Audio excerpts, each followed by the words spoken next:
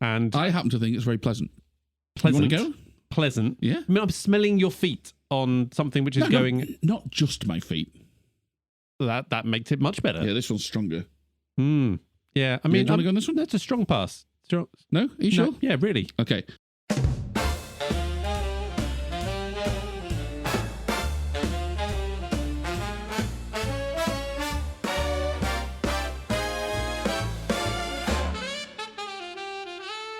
Movie the Needle,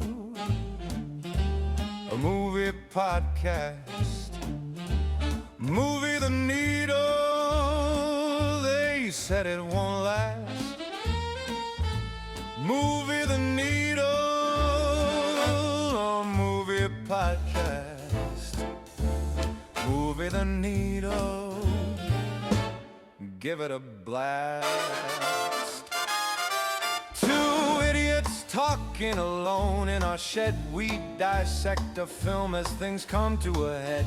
We kick things off and unveil the ale.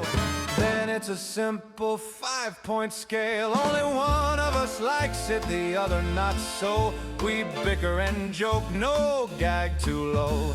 Discussion begins, Si tells Carl he's wrong. Carl plays a game and Si sings a song. We do a recasting, discuss who would work. Would he or she, we say with a smirk. In spite of it all, Carl still thinks he's right. The truth of the matter is we both talk shite. Movie the Needle, it's time for the show. Let's not pretend you've somewhere better to go. Hello, my name's Simon and I'm in our shed with my good friend Carl, and this week we look back on the episodes released in the previous month. Brit and Oscars reflections ensues. It's the March 2026 Retro.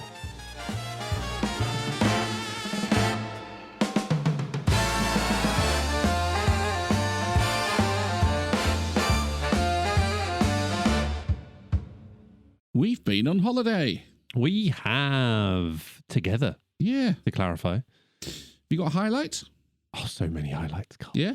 So many highlights. What would you pick out? I think it'd be nearly sinking a boat.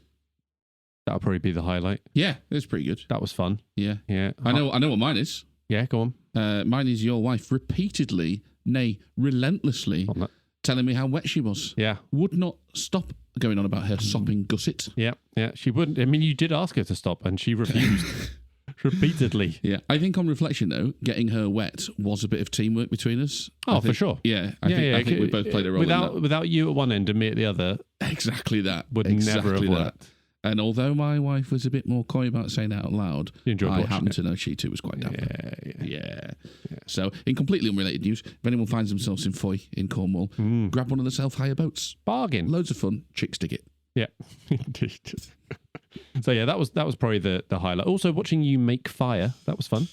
That was good, wasn't it? Yeah, we had a bit of a fire on the beach. Very romantic. A shame the wives were there again, but you know, yes. what can you do?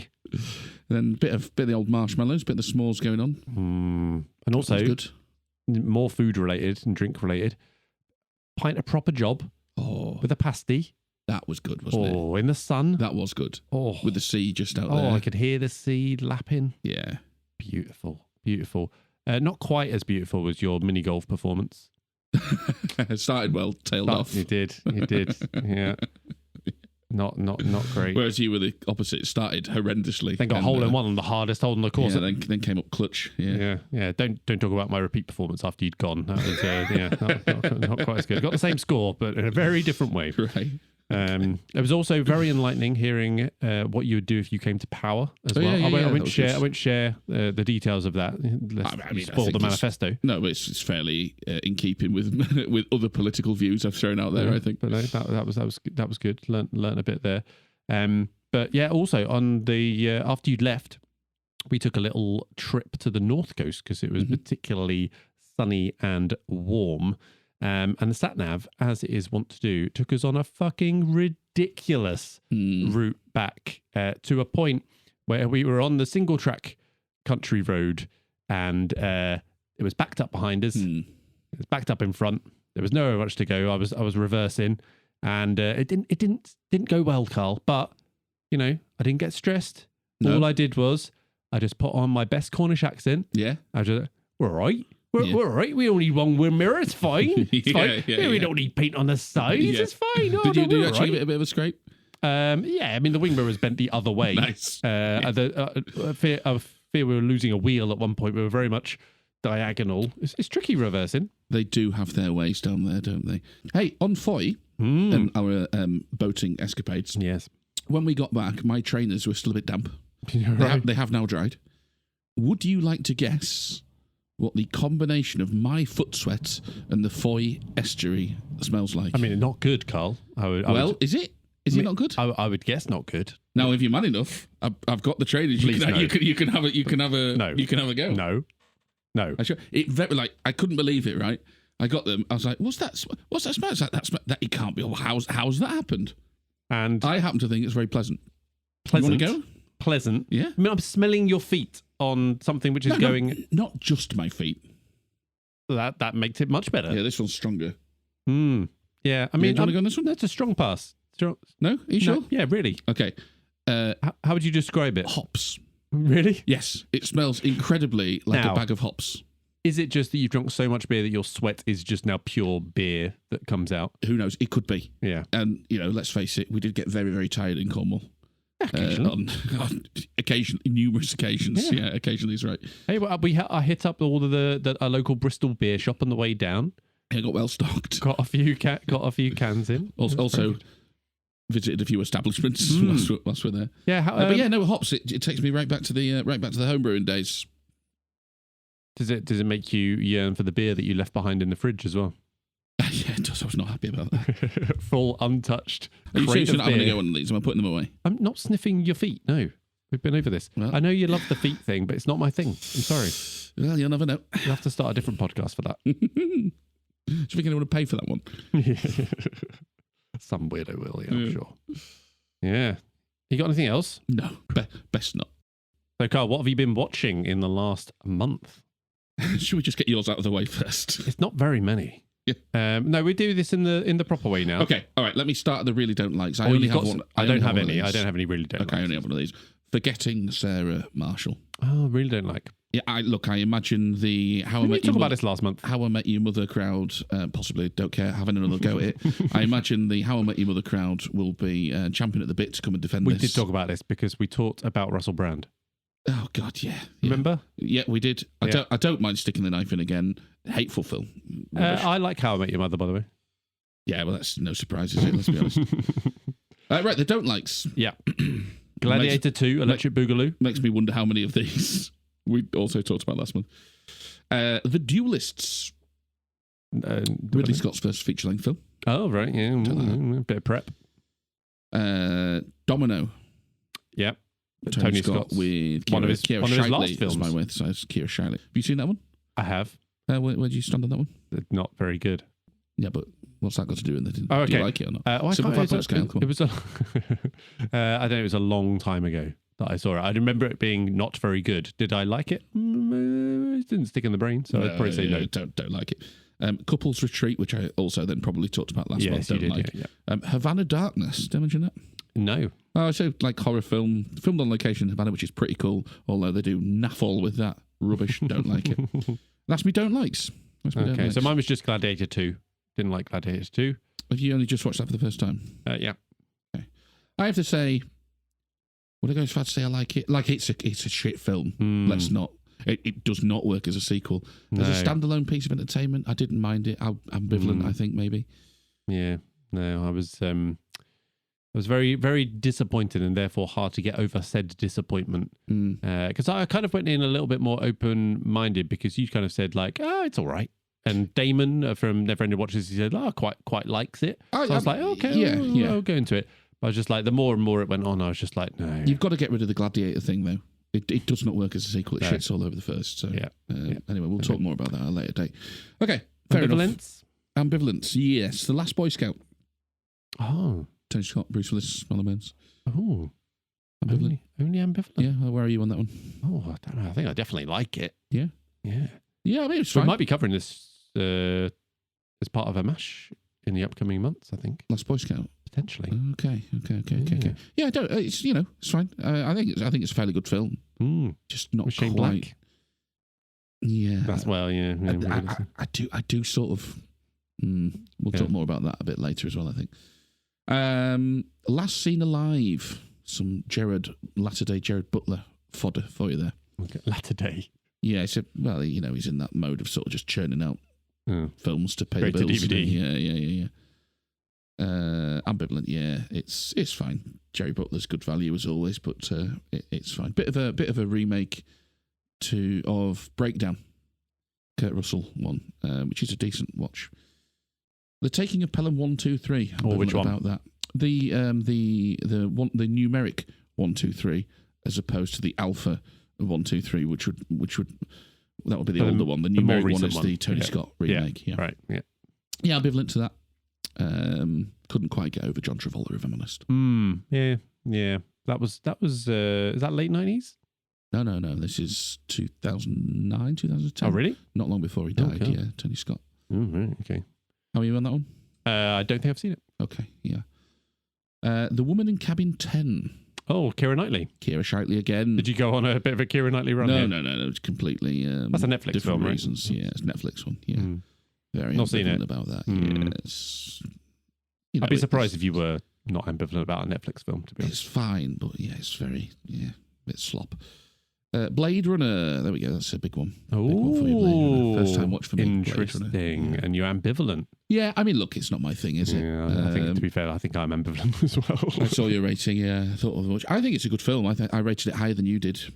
Yeah, I mean, I think it's probably. It's not my thing though. Better than I enjoyed it. Just depends which version you've seen, though.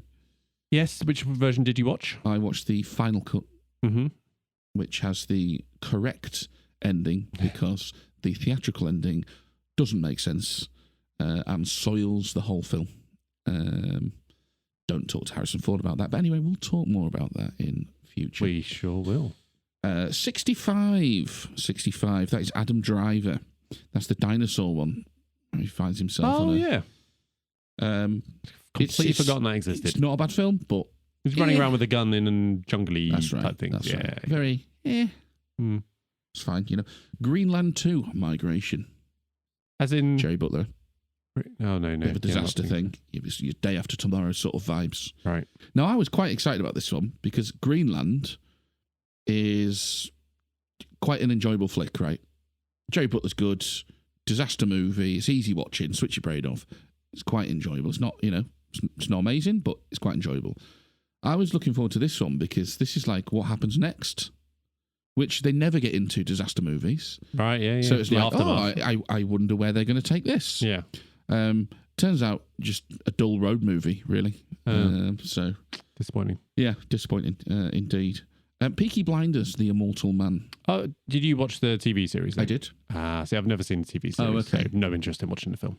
Yeah, I mean, so should I is it as a standalone thing? Is it worthwhile? No, not at all. I mean, it's not brilliant. The TV series is a weird one. I mean, it's only 6 episodes a series, so that's good. There is some of it which is very, very good. It sort of tails off a little bit. I don't know. I've watched many, many worse TV series, and at points I very much enjoyed Peaky Blinders. So yeah, I don't know. It's sort of a soft recommend. Which you'll never get around to.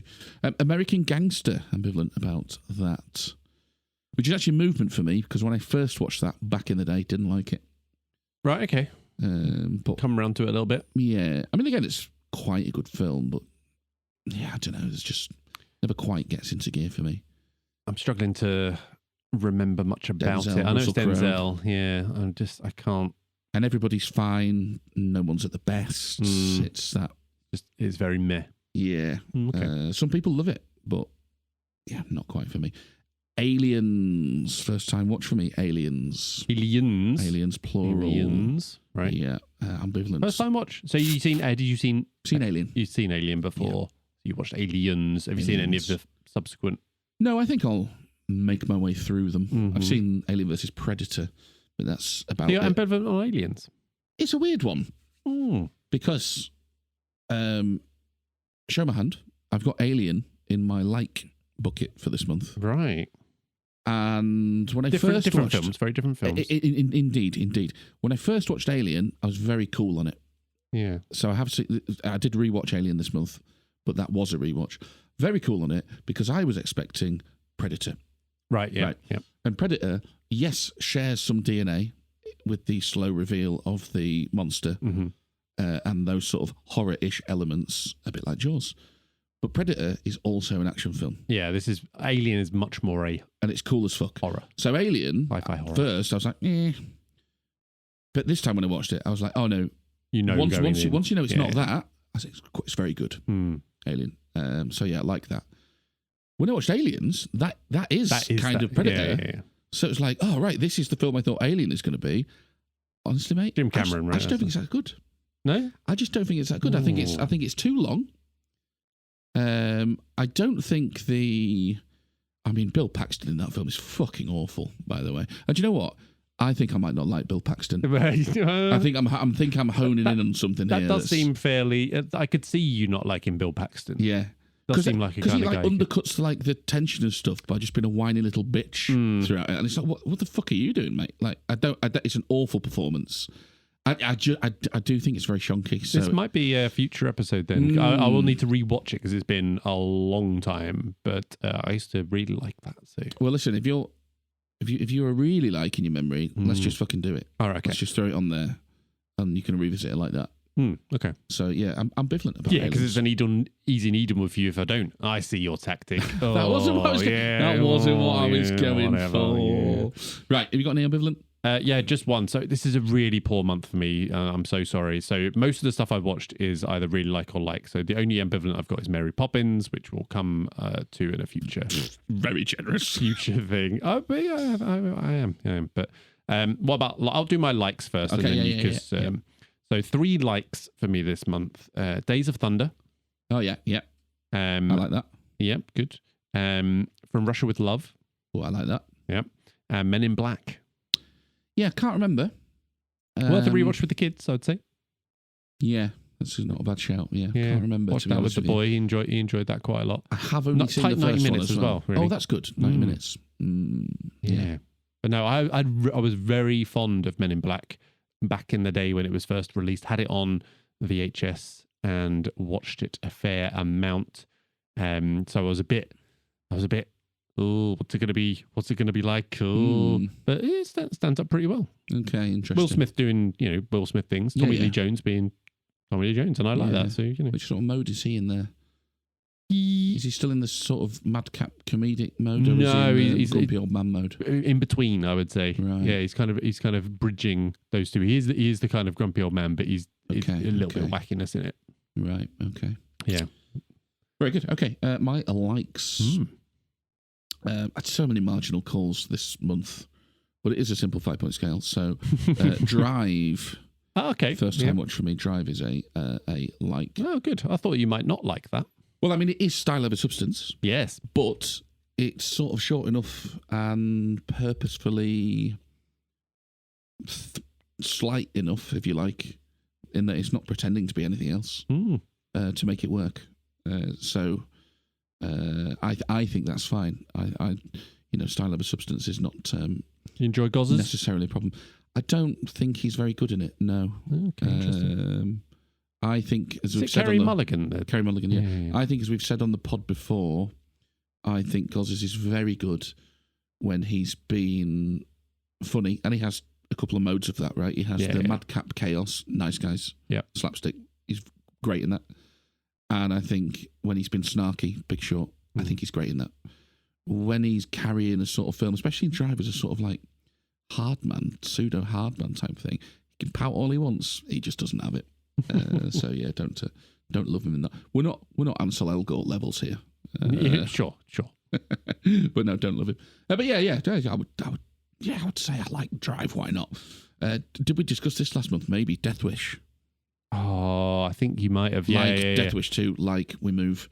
Beyond the Infinite 2 Minutes, which is a recommendation from a friend of the pod, Will. Oh. A bit of a time loop thing. Very, very low budget Japanese thing. Very, very impressive. Very obviously low budget, which is fine until they soil themselves with the ending a little bit. Not that they don't ruin the concept so much as it's just like, oh, guys, that's a bit cheap. That's a bit silly. But yeah, very decent recommendation. Very much worth a watch. Yeah, very much worth your time. Beyond the 2 minutes, lots of fun. Hard boiled, like that.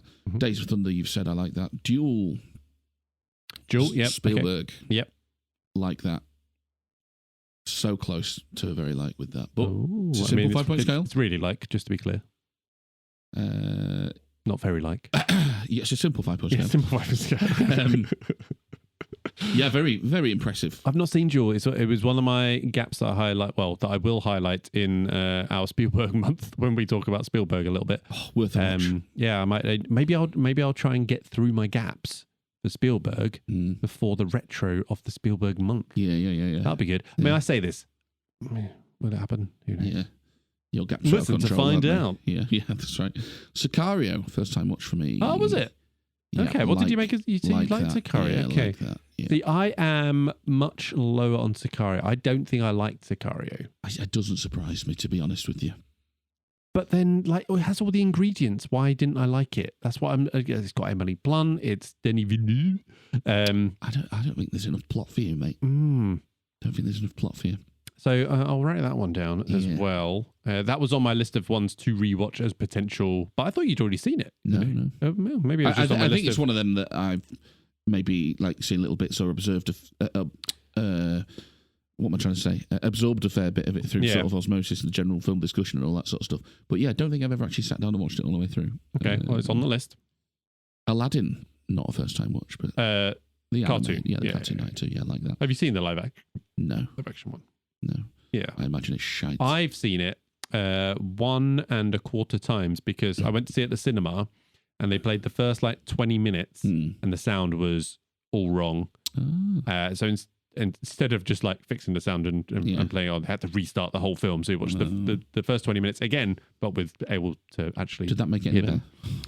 No. I mean, it's a live action remake of a Disney classic. It's completely unnecessary. Yeah, you're not a fan of that. It literally adds nothing. Yeah, but just, let's just redo it. Okay, cool. That's good. Con Air, that was a rewatch. I like that.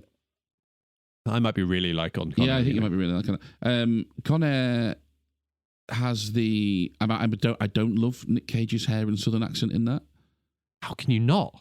Well, here's why I do actually quite like it indirectly. Meme-tastic. No, it gives him something to focus on. And sort of just winds him in a little bit. Right, yeah. He's not going Barney back in the bar. Off the rails. It's almost like he's thinking too hard about the accent. So it kind of works quite well. Nice little happy accident there. So yeah, Con Air, that's what I like. True Romance, Tony Scott. Oh, yeah. So close to giving Is that the one that's written by Tarantino? Tarantino, yeah. I mean, really worth a watch. Yeah, I like that. It's like a Tarantino, but with a bit more heart to it. Really, really worth a watch. Massive recommendation to anyone who hasn't seen that. Black Rain. Not heard. Ridley Scott thriller starring Michael Douglas. Black Rain. Okay. 1989. Not even on my list there. Yeah, like that. Okay. Alien, like as we said, Black Hawk Down. Watch that like that. Unstoppable. Tony Scott. You like that one? Have you seen that one? Not seen that one. That's on my list to watch. Yeah, I like that one. Thelma and Louise rounds out my likes. That was a first time watch. I've not seen it either. Yeah. Worth a watch. Okay. I've only got 3 really likes. Okay. Yeah, that's more than me. I've only got 2. My really likes make up a third of what I've watched. But Project Hail Mary. Oh, yeah, you went to cinema. I did really like that. And yes, I might be a basic bitch, but it hit all the right ones. I tell you what Project Hail Mary has done, it's one of those that is getting people to go to the cinema that don't go to the cinema. That's all good. I'd just like to draw attention to the fact you've scored that as high as you've scored The Godfather. I've only got The Godfather 4.5. That's quite a laugh, isn't it? You've only given Project Hail Mary 4.5? Yeah. No worries. I will correct the record for the next retro and I'll find another classic film you've scored 4.5 and go, worth pointing out you've scored Project Hail Mary as high as The Godfather. But it only goes up to 5. Like, I can't, don't start with that. Could say Godfather's a 6. No, but, you can't. No, you couldn't. No, because that would be fucking brainless. Like, I mean, there's misusing the scale. Then there's completely misunderstanding numbers, isn't there? So no, you couldn't actually go to 6. It doesn't work like that. Okay, what else do you really like? Chinatown. Oh, of course. Yeah. And Who Framed Roger Rabbit. Yeah, of course. My really likes were Crimson Tide, Tony Scott. Yeah. Man on Fire, Tony Scott. I mean, I haven't seen Man on Fire. You really in a like long. Man on Fire? I really like Man on Fire. I think that could be Denzel's best performance. Okay. I think he's incredible in that film. And Crimson Tide, I actually think might be Gene Hackman's best performance. Wow. Yeah. That's electric. a bold claim. He's electric in that film. Okay. Well, there we go. Rounds it all out. Thank you for listing lots of films. It really did hide the fact that I had watched fuck all this month. I blame you. I blame you entirely though, because been away for like 10 days. Yeah, so have I. I've had quite a busy, but there you go. Yeah. Carl. A little bit thirsty after all those listening to you reading out films. Could you please unveil the retro ale? Now, this month, as seems to be the case, I've been on holiday. You have. With you. You have. And we've already been drinking a Proper Job IPA, which actually, as I was listing my political manifesto off in the pub, we were enjoying some lovely pints of Proper Job. Very nice. Very good. Whilst watching Leeds, so less ideal, but Whilst watching Leeds nearly throw it away. No, victoriously. Nearly throw it away. I don't think we need to get into the details. We stopped watching them as they became victorious. You stopped watching them. I stopped watching them. No, I was watching them on my phone. Oh, wait, I thought you were just looking at text. No, I was watching them on my phone. So, St. Austell Brewery, Big Job, double IPA. What are we coming in at? 7.2. So, baby. Not too big, but yeah, lovely. Big enough. All right, let's cover our general apologies and corrections from the month of March. Now, this one isn't technically an apology or a correction, but it is feedback received from listener Will on the February retro. So Will was saying that on the retro, Carl was reaching for what year White Squall was, and he said it was early 2000s. Then he said, no, it was 2 years before the Big Lebowski, and he couldn't remember what year the Big Lebowski was, and that blew Will's mind. So Will was thinking, does Carl have an entirely relative understanding of film years, or is it just a collection of margins? So White Squall is 2 years before the Big Lebowski, which is a year before Fight Club, which is 5 years after The Mask, which is 9 years after Back to the Future, which is the year I was born, QED, 1996. Yeah, I thought I settled on the Big Lebowski being 1998, which I've just pulled out of thin air. So the Big Lebowski may not be. I think you're right. Is it 1998? Well, I can't remember. But yeah, there you go. Is that how it works? You don't remember film years, you just have everything in a big list. I'm not great with film years, it has to be said. I continually get Jurassic Park mixed up. I go, well, that's 1994. It's not. It's 1993. Yeah. So maybe I'd actually be better employing that system if I just, well, at least I know where I am with films. Give me a film. Right, okay, I know where we are now. Yeah. But the use of QED as well. I love it when he speaks Latin to me. That's all we've got. Good. All right, let's start things off with the movies of March with King motherfucking Kong. And we started off with me as a don't like. Carl was a like, and we ended with a little quiver to an ambivalent from me, Carl remaining on like. So yes, there is a needle move there. A win for Carl, if we're calling it a win. And we are calling it a win. yeah, I suppose we are. Yeah. Or a loss, specifically, if you're me. Yeah, depends on your point of view. So only bit of list of feedback I got was from Will again. He's firing back the feedback. It was on the recasting, because you'd mentioned about Kate Winslet being recast, and that she was actually meant to be involved when he was back thinking about doing it in 1998, which would have been interesting, because Carl says that Peter Jackson discovered her for Heavenly Creatures, he thought, back in one of her early performances. So it would have been a nice little meet up back up there. So just that. Did you have any feedback or any lingering thoughts, Carl? No, I don't think King Kong is one that resonates massively with people, to be honest. I think, and I might have to get on their what's it called, Discord channel and suggest this. I think this is a prime, or plum as they would say, movies you forgot. King Kong, I reckon. It's just one of those that people don't think about. It's weird considering it did quite well. Well, yeah, it did quite well, and it's it's a big film, and there was a kind of sequel.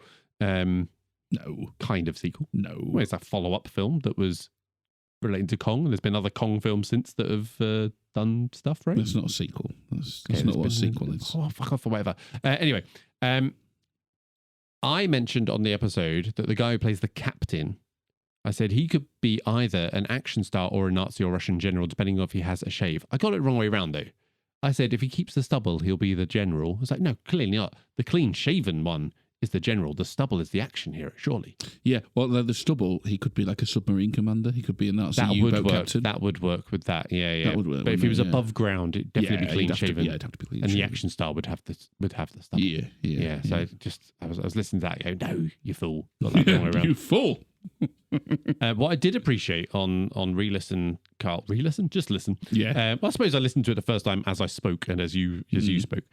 Was your appreciation for not one, not two, not three, but 4 of my points in a 90-minute episode. It's got to be a record.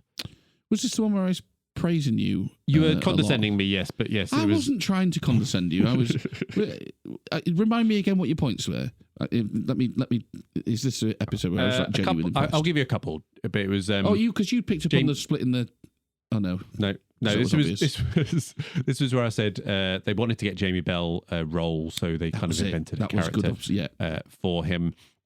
I only listened to this earlier today. Can I remember my other points were? I was just blinded by your praise. I've obviously forgotten. No, you deserved it. Yeah, there was. You had some really nice observations. Yeah, I can't remember what they were though. I don't know if I was condescending. I think that's just your defense mechanism. You were like, "What's this?" I've been beaten down so much. It's like there's a trap. It's a trap. Yeah. No, I enjoyed that discussion very much. I think it's a good episode, to be fair. I mean, it's I getting another one of those. I enjoyed the episode more than the film itself, but there you go. Well, it's one of them films that lends itself to it though, because there's a lot to appreciate with that film. You'd seen the original, so we had a lot of talking points. This is the thing, right? I think if you are going to watch that film, you need to then either watch the original before or watch the original afterwards. It's almost like a double feature, and I think that you will appreciate King Kong, the 2005 one, a lot more if you watch the other one, and vice versa, I reckon, as well. I mean, possibly. I came to 2005. I did not seen the 33, 34, whatever it was. Fucking terrible. How many years is it before Big Lebowski? Very good. Yeah. So yeah, I sort of didn't need that, but I guess if you like. No, I think it's one of those that lends itself well to a good discussion. I really enjoyed how they dealt with it as a remake, how he managed to pay homage to the source material and bring it on a little bit, and also adapt it for modern audiences as well. I thought it was really good, and I thought we had a cracking discussion about it. Enjoyed it very much. Good stuff. Let's go on to your rating then, Carl. What did you rate King Kong on the old Letterboxd? 3.5. 3.5. So I went 2.5. Yeah, that's a little harsh. I mean, I would go higher were it not for the fact that you can't outrun how long it is. You can't get away from that. And I think there is just a couple of little things with the sort of the whole digital, not the Kong thing we know said. Oh yeah. Some of it's very good, but some of it is a bit. Yeah. There's some shonky. There's some shonky parts. Yeah, for sure. IMDb rating 7.2, Letterboxd 3.4. So you're above the mean, just about. Metascore 81, so critics like it more than the actual people watching it, which I think you can kind of see that if people are going in with that 1933 version. Isn't that interesting, Peter Jackson, though, right? Because it did very well at the box office, so you would think that means that people liked it. But then you get things like that where it goes, no, actually, critics liked it, but which the users makes people go see lower. it probably, because if he gets good reviews, people. I think there's an impact. Yeah, for sure. I think if it's generally well reviewed and it's by a director people have heard of, and it's a property that people have heard of, I think that makes people go, oh yeah, I'll give that a go. Yeah, it's going to be good, and I actually understand and know what it's kind of about. Yeah, I mean, you're probably right, but I can't. Then they go, it's 3 hours 15, and you go, I can't say that I pay particular attention. Yeah, but you're an outlier. You're not normal. We've been over this. Can't argue. In terms of nominations, so it won 3. It was nominated for 4. So it lost out to art direction to Memoirs of a Geisha. Never seen Memoirs of a Geisha. Have you seen it? No. It does not appeal in any way, shape, or form to me. Like, there's not once I've gone, oh yeah, I should see that. Unless you really like it, in which case I suppose I should. No, I've never seen it, mate. It's well reviewed, and yeah, maybe I should. It does sound like the thing that would be well reviewed. I don't even know if it is. Sound mixing, 1, sure. Sound editing, 1. Is that different to mixing? Okay. And visual effects, it won. Well, it's the Kong stuff, isn't it? Yeah, that it won for specifically the mocap part and the Kong with the dinos and all that. Yeah. As I said, there's shonky moments, but yeah, great work with Kong. Yeah, there's some really good stuff. Rewatchability, though. Carl, where are you on the rewatchability scale? Yeah, I mean, I said yes because I was so excited after our discussion. I was like, well, I could really go and watch this again. The theatrical cut. Yeah, there's no need for that extra 13 minutes or whatever it was. Yeah. I can totally see why people wouldn't, even if they liked it, wouldn't go up to a yes on that because it is very long. But yeah, I'm a no on that. Just mainly down to the length. But the original 1930s one, 33 one, that'd be much higher on the rewatchability scale. Yeah, I would say. Yeah, that's very just because I'm still very impressed with what they managed to achieve in 33 with all of the stop motion, etc. But there we go. Best scene, Carl. What did you like? What was your favourite one? Mine was when Kong turns up with a ball gag and a full gimp suit. Yeah, you kept going about Kinky Kong, didn't you? Kink Kong. Yeah. No, but what was your actual one? Well, honourable mention, I do think the opening sequence is terrific. The whole world building that goes into that. Just as the 30s New York setting. Yeah, just as they're cutting about the city and hitting all the cultural beats. And I really, really enjoyed that. Similarly, anything with the boat when they're setting off on the adventure really gets my juices flowing. But did you get a wet gusset? Sopping. Mate, sopping. But yeah, I have to go for the T-Rex fight with Kong. Yeah, that's what I've gone for. It's so cool. Yeah, it's very good. We called out on the episode as well, but it's just the little mannerisms and little character that's built into Kong, like prodding him, when it's to check it's dead. But I'd also extend that to the sort of fighting on the vines when they're sort of dangling from the vines. All of that really cool. Yeah, really good. And it really builds the tension. It's just really nicely done. Yeah. So yeah, that would be mine as well. Best quote. I mentioned this on the pod. I was looking down the list, and there's actually some quite good ones, some quite poignant ones. But the one that sticks with me is Carl Denham when he's trying to convince Anne to come on this thing. I'm someone you can trust. I'm a movie producer. Yeah, so it was very funny. And yeah, it made me laugh again when I read it on the list. So I've gone with that. No, that's good. There's the classic line, isn't there? It wasn't it were the aeroplanes. It was beauty killed the beast. But I'm not going for that. It's too too obvious. It's too well known. I could go for will there be boobies? Said by the studio head, but I'm not crass. Wait, no, I am. No, I remember now. I didn't write it down just before you reveal yours, but there's quite a good one that Preston says. Preston is Hanks. Hanks, yeah. Okay. About how there are still things to be discovered in this world, and for the price of an admission, you can see it too, sort of thing. And then there's something else he goes on to say about that's the thing about getting to know Carl. You'll find that he ruins everything he loves, or whatever. Which I thought was quite a nice bit of commentary. Yeah, does that hit quite close to home? Well, I mean, I was going to say, I might get that T-shirt. I hadn't really thought about it, but yeah. Suck the joy out of beer, suck the joy out of movies. I don't get into wine.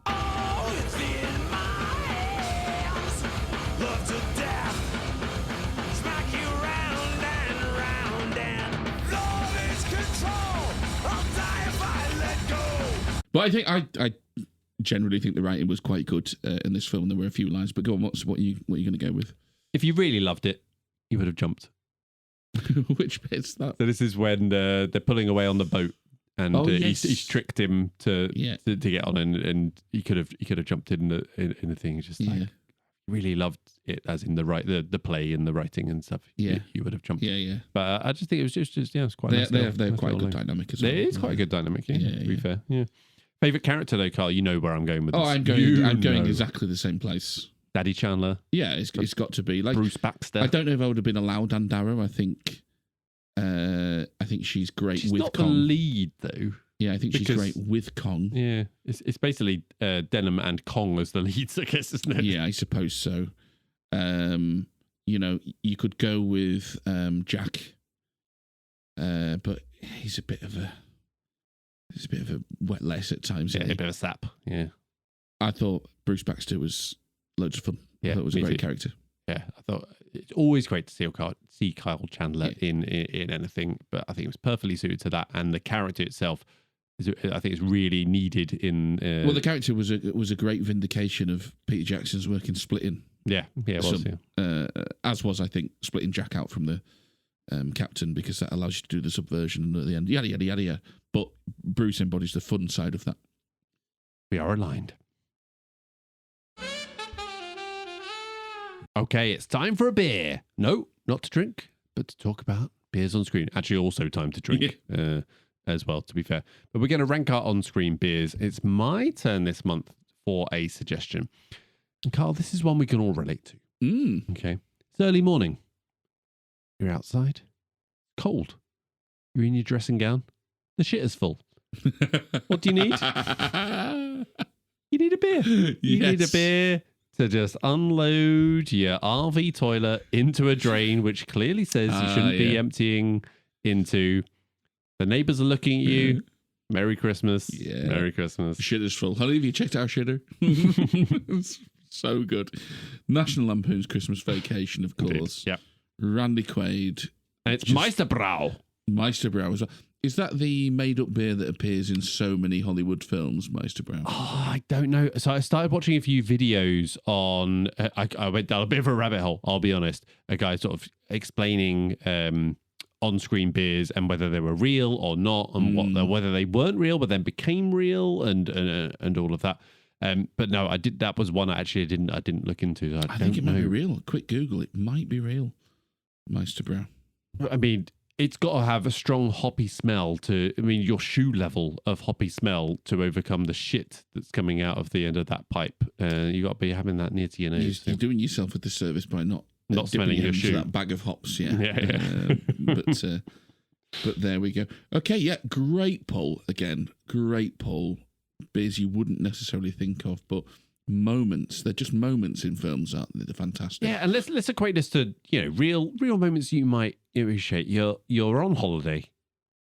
You chilled the fuck out. It's probably morning. Let's face it. Yeah, genuinely, one of my favourite Christmas memories as an adult was going back to my mum's or whatever, and then being like, it's 10:30, dinner's cooking, the smells are coming out already. And she'd be like, fuck it, it's Christmas Day. I can crack a beer now. I can crack a beer. Yeah. And just be like, oh, we're in for a good day. Just chill out.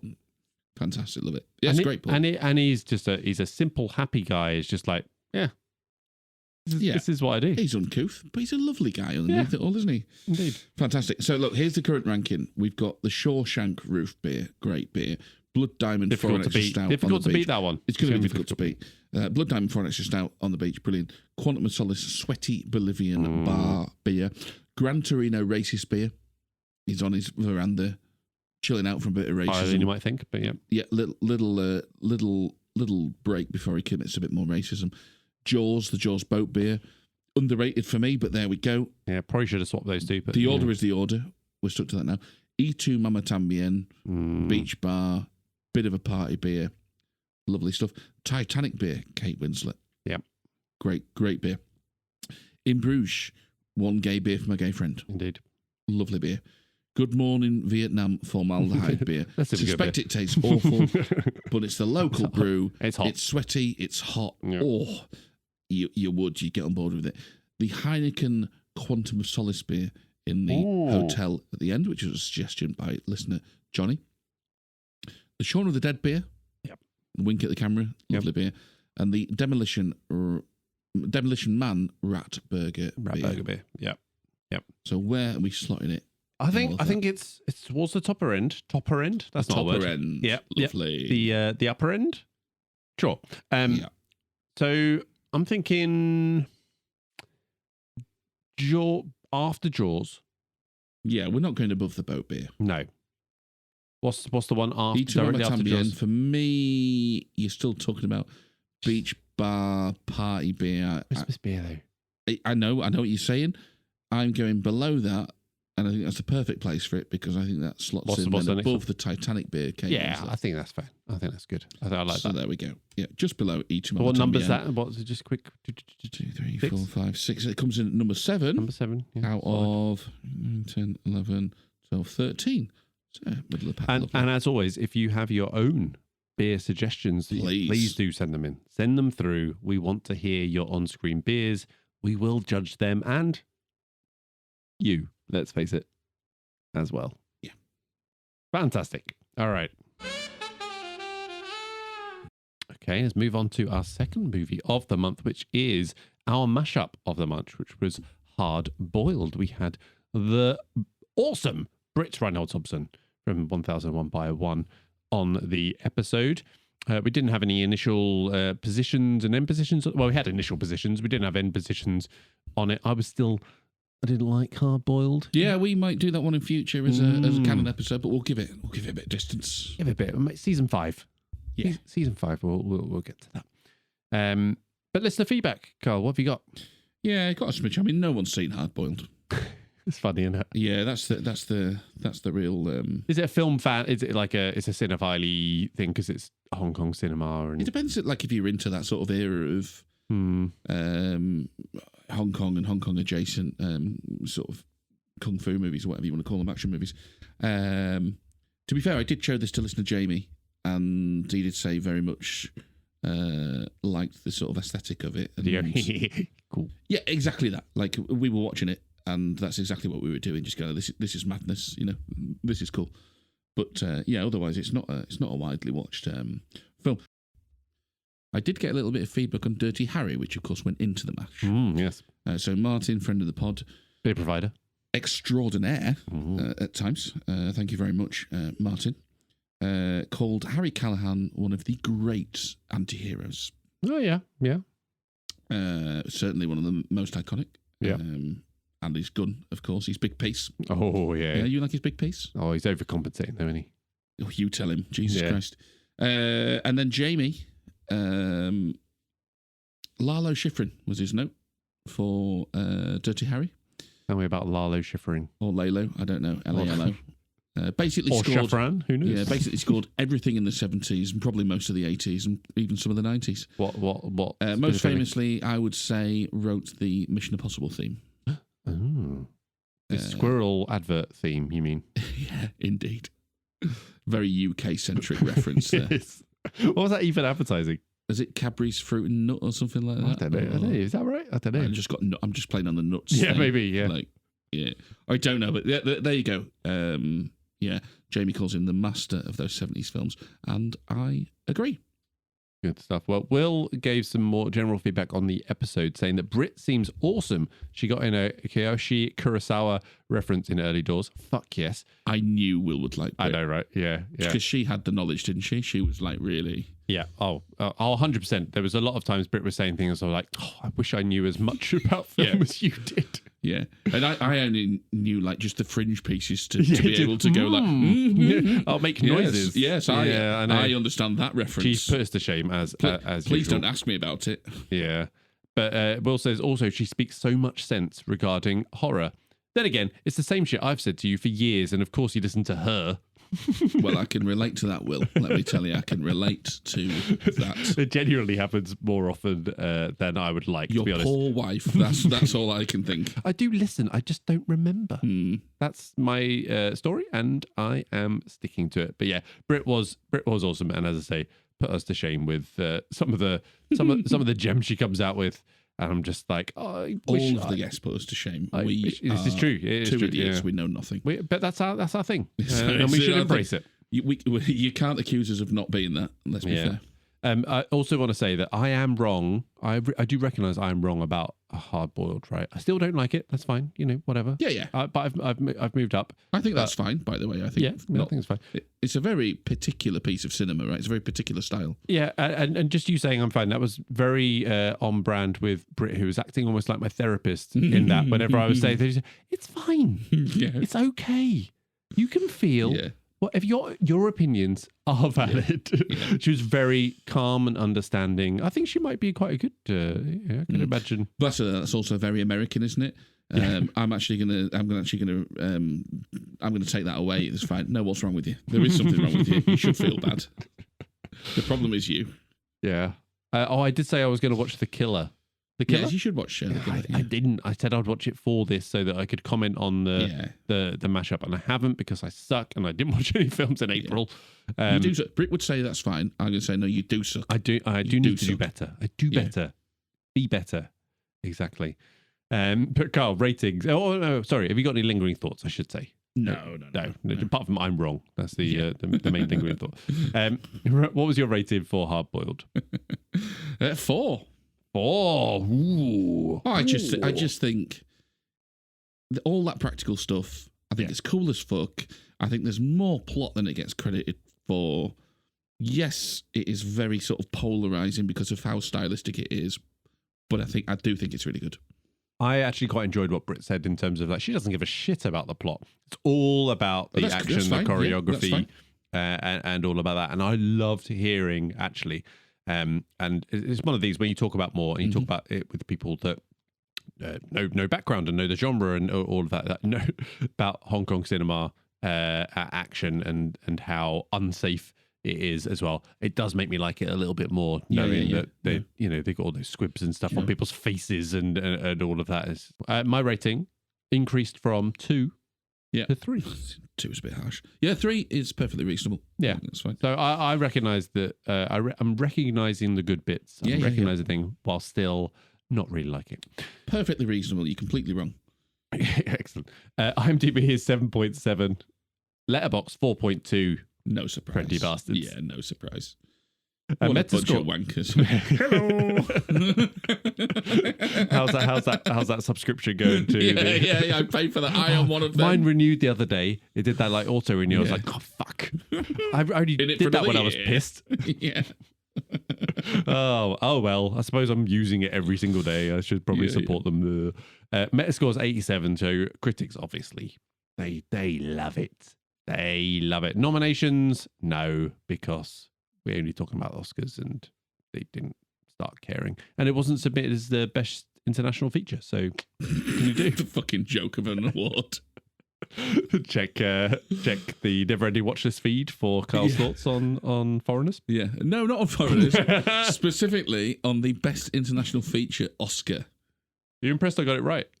Yeah, because you fucking couldn't on the podcast, could you? It wasn't even a bit. I'm not even joking. Every time I went to say that, I could not remember what it was called. And it started to sound like I was doing it on purpose, and I genuinely wasn't. I am just that stupid. Right. Anyway, rewatchability, Carl. Oh, yes. See, I've written no here, but I think this was written at the time when I was preparing for it. I think, well, I'm going to have to bloody rewatch it because we're going to be doing it. But I think it is meh. I think it's meh for me because although I don't like it, it's one of those you could watch bits of it. You could watch the action bits specifically, which is a lot of the film, and really just go like, hee, cool. So I'm going to upgrade that from no to meh actually for that one. Best scene, Carl. Does another needle move? No, it does not. Oh, okay. No, you don't even get half or anything like that. Listen, like everybody with this, everybody wants you to say the hospital scene. No, right? Scene. Everybody wants you to say the hospital scene. Act. And I love lots of things about the hospital scene. Act is more accurate. Yeah. I was going to try and find the 3 minute. There's like a one-shot sequence in there that's about 3 minutes long or something. Oh, you need to say wanna to sound cool. Yeah, it's a wanna. Yeah, I was going to try find that. But actually, do you know what? Like that'd be me just trying to go with what is everybody says is the right answer. Yeah. I actually like the containment of the warehouse scene. Yeah.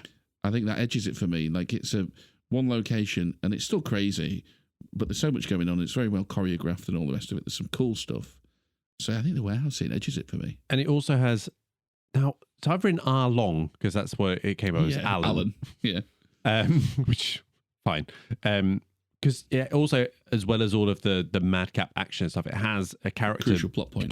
Character moment there where he actually decides, oh, shit, I have to go all the way here. I have to really... I'm undercover. I have to kill everyone. He's great in that scene as well. So it has that bit to it as well. And I think you're saying about going against the grain. I'm going to go against the grain. Here, Carl. You go against the grain. I'm going to say it's show that grain who's boss. It's the talking on a boat. Nice. That scene. Yeah. The two of them as they confront each other really too. for the first time. And there's a little bit of interchange, and then it ends with, oh, there's someone coming. You better go. Okay. Jumps off the side of the boat. Yeah. You're just like, oh. Yeah, bye. Fair play. He went. Yeah, he did. Yeah. So I like the boat scene too. Fair, good shout. There we go. What about a quote? Always difficult with a slash. It's a little bit right. No, so I was going to go with when they're talking about like the sort of ribbon tequila in the office. This is early doors, right? And there's a bit where he's talking about girlfriends and what have you, women. And I think the actual subtitled line is that against the law? Mm-hmm. But the dubbed version is just really funny to me because he goes like, whoever's dubbing it, and I don't know if it is Chow Yun-fat, it might be. I think it was to save money, actually. He goes, is that illegal? And it's like just like such a bad piece of voice acting. And did you watch the English dub? The first time I did. When we did this for the MASH with Adam Richmond. Yeah. The second time I watched the subtitle version. Yeah. But I didn't go with that. What I went with is do you know what I hate? Two groups of people, fucking cops and creeps who betray their old bosses. And I went with that because I think it's a good line anyway, right? Because Mad Dog's such a fucking great character. Yeah. But it so reminds me of Shoot 'em Up. And again, going back to that MASH we did with Adam, like I can't help but feel like they must have ripped that off in Shoot 'em Up. Because they do that all the time. It's like, do you know what I hate?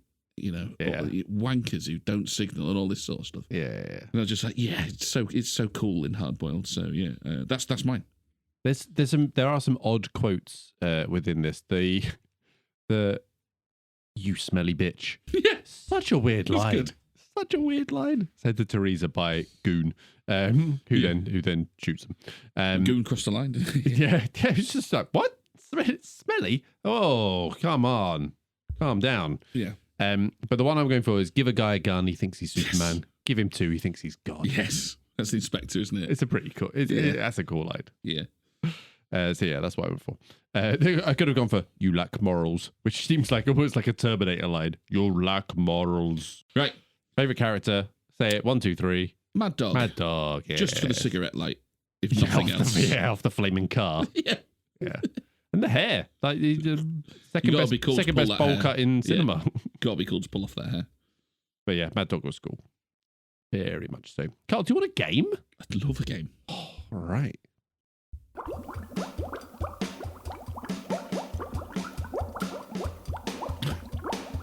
I was prepping in my office late last night when my pen wrote down this song so shite. For we did a game on one-man armies with Brit.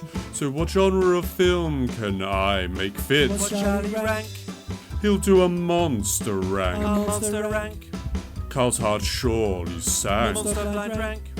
So it won't include Crank. You got a rank. You'll do the blindest of ranks. Wow. The choice of films that I've picked for you range from excellent to rather poo. You might argue that some are not monsters at all, to which I reply, you play by my fucking rules. So you'll do the rank. You'll do a monster rank. Monster rank. It's not even a prank. Yeah, out of time here. I don't expect any thanks. What else wrote to rank? Will you be good or wank? So there you go. I quite enjoyed doing that. Poo again, getting an air in. Poo's right in there. Word. I've got basically the rules are I have to get shite or poo in every single song, which wasn't a rule. What are you doing? Failing to open a bottle. I've not had much practice, to be fair. No, yeah. You do need more practice. That is a fact. So yeah, it's a retro episode, Carl, which means it's time for a blind ranking, and you do have to blind rank the following 10 monster movies.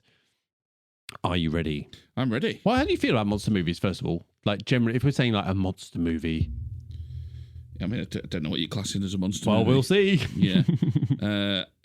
Fine, I guess. Yeah? Yeah. I wasn't sure if it was really up your alley, but we'll...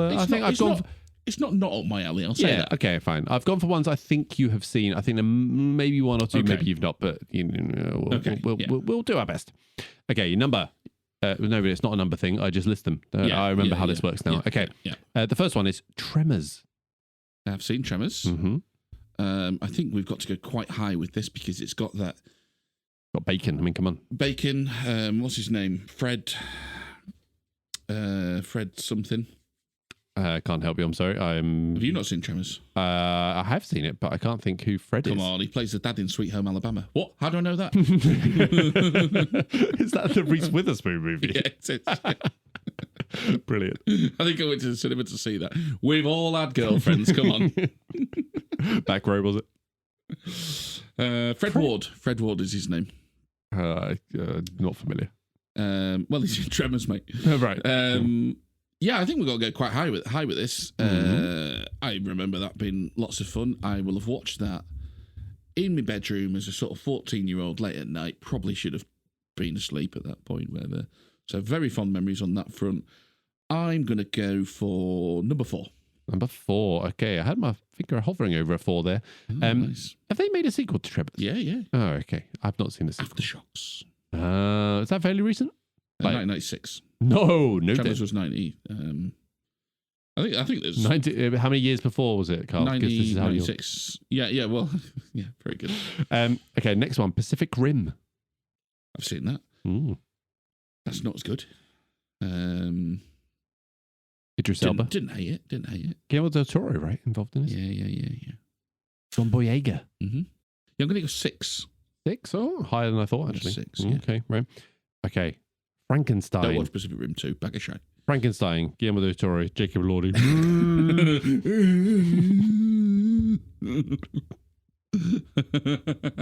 Give him the Oscar. Quick.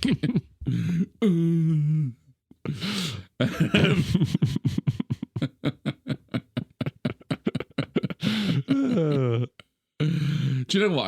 I was gonna try like throwing a line in between. Yeah, but it's so unmemorable that film. I can't remember a single thing he fucking said. I've been living under your house. Anyway, that was got to be low, hasn't it? Let's go. Oh my god, let's go 9. No, you're leaving space. Trash. I like it. Godzilla, 1998. Matthew Broderick, Jamiroquai. Yeah, Jamiroquai. I mean, Deep Underground. What? I know, right? What a tune. And don't forget Jean Reno. I remember the trailer for that, where the fisherman on the end of the pier gets his right, and then the sea comes. Oh, brilliant. Yeah, let's go 3 with that. Let's go 3. Hi. Have you seen the film? Okay, you like that? Okay, yeah. Okay, all right. It's fun, mate. Monsters, Inc. It's not a monster film. I mean, come on. It's in the title. I think we're going in number 1 there. Yeah? Are you a big fan of Monsters, Inc? Terrific. Oh, Monsters fantastic. Inc. Absolutely terrific. What do you feel about Monsters University? Not in the blind ranking. It's not as good. No, it's not. It's not as good. But Monsters Inc. I'm a big fan of Monsters Inc. as well. That was one I had on DVD and watched quite a fair bit. So good, yeah. Cloverfield. I know you've not seen all of it. I've not seen all of it. So we'll have to go quite low for that. Let's go 8. 8. Okay. This might be a future episode, by the way. I've bought it on DVD, on Blu-ray in preparation. Anaconda, Jennifer Lopez version. Oh, okay. That's lots of fun too. Have I got 3 left open? Or is that what No, you've taken 3. You've got 2. You could go 2. You've got 5. What are the monsters? Let's go 5 because I might have fucked it already because I think you could say something else and I'll be like, you bastard, you've done it to me again. King Kong, 1933. 1933. Okay. Have I got 6? Have I got 7? No, you got 7. Let's go 7. 7, okay. Try right. and keep that 2 spot open. So you've got 2 and 10 left over. So we've got Lake Placid. Oh, I've seen that one a long time ago. I can't. I saw it at cinema. I can't go number 2. Can't go number 2. Going 10 I'll then? have to go 10. All right. So that means it leaves you with Jurassic World. Okay, I thought you might do that. I thought you might do Jaws. Yeah, I was tempted to do Jaws. Jaws was in there, but then I went Lake Placid instead. I am an apologist for the Jurassic World franchise. I recognise and the first one is the best. That they do drop off. The first one is the best. It taps into all that is good about Jurassic Park. Very comfortable with that at number 2. Thank you very much. Yeah. All right, let's recap from 10 to 1 then. So you've got Lake Placid at number 10, Frankenstein at number 9. You've got Cloverfield at 8, King Kong at 7, 1933. You've got Pacific Rim at 6, Anaconda at 5, Tremors at 4, Godzilla at 3, Jurassic World at 2, and Monsters Inc. at 1. That's pretty good. Little bit of movement here and there will be fine. That's largely nothing egregious. Very good. Very happy with that. Back on track, guys. I am back on the track. Yeah. Back on the track. Back on the track. Yeah. It's like a foreign person. I am back on the track. Yeah, I've had a couple of bits. All right. Hey, Directors Hall of Fame time. So already in the Hall of Fame, we have Todd Phillips, James Cameron. I love that it starts with Todd Phillips, by the way. Fantastic. James Cameron, Zemeckis, Wells, Reiner, Eastwood, Nolan, Thomas Anderson. Did Ridley Scott in? Yeah, Ridley Scott was in. Yeah. No place for Tarantino, no place for Spielberg. But Carl, it's your turn this month. Yes. Who are you going to put forward? I'm proposing John Huston. John Huston. Okay. He loves a bit of Gits. Or Gits. Yeah. I mean, amazing filmography for my money. John Huston. You know how many John Huston films I've probably seen? You must have seen a few, surely. I mean, maybe one. Go on. One? What have you seen? Hit me with them. What's the one you think? I don't know. I'm just guessing one. Okay, right. So, like, John Huston directs what is arguably the founding film of the film noir movement in The Maltese Falcon. Yep. Not seen it. Yeah, and fair enough. Yeah. I mean, I will, because it's a part of about 8 mashups that we've put on our film tree, so it's going to come up at some point. The thing I really like about John Huston is he was a very big proponent of like going on location. Yeah. Now, arguably to the point where he was looking at a holiday first, and then he could do a film second. I respect that. Which, if you watch the Clint Eastwood thing, which is based around the filming of The African Queen, another big John Huston movie. Not seen. White Hunter Black Heart is the film where Clint Eastwood plays John Huston, or a John Huston sort of. Huston. Yeah, it's like a John. They don't name him, right? Yeah, but but it's like that. It's all about understood. That. Yeah. That sort of comes across. But yeah, I love that because he's just like, no, we're going to go here because it's cool. I want to do this, and it's going to look cool. But the payoff is, you get some wonderful locations in this movie. African Queen is one of them. Have you seen The African Queen? Nope. Okay, this is going well, isn't it? What about The Treasure of Sierra Madre? Nope.